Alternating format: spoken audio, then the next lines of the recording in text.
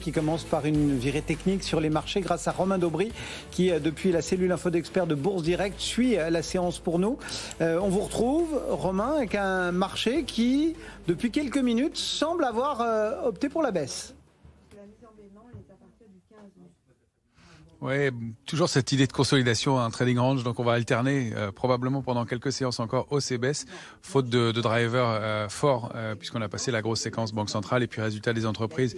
Donc toujours cette zone large, 7277, 7489 sur le futur CAC 40, avec une zone plus étroite, un triangle symétrique qu'on a identifié, 7307 pour la séance en bas, 7451 en haut, avec une médiane située entre 7369 et 7383. Donc, tant qu'on est au-dessus de ces niveaux-là, eh bien, le biais est plutôt haussier. Mais là, on a rebondi puissamment d'ailleurs dans cette zone-là ce matin. Et puis, pour l'instant, on y retourne doucement. C'est plutôt un marché sans tendance, mais une absence de tendance solide quand même, puisqu'on accumule, si on regarde des indices comme les indices américains, sous des niveaux de résistance majeurs. Le S&P, on a évoqué le nom plusieurs fois ce niveau ensemble, 4132 points, 4132, 4137. On a clôturé pile dans la zone hier soir et toujours sous ce fameux gap baissier du 22 août dernier.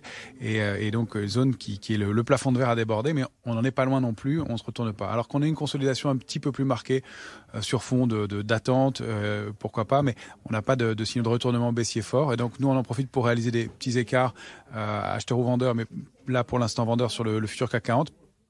Sans chercher de gros écarts encore une fois.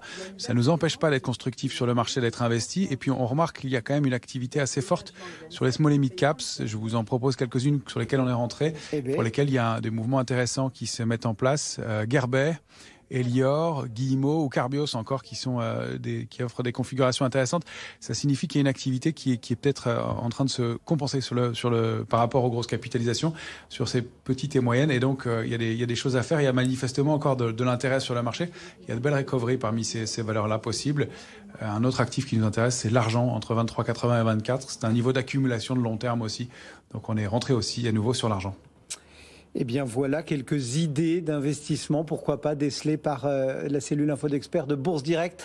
Romain Daubry, merci beaucoup Romain, bonne séance sur ce marché et ce CAC 40 qui perd 0,08%.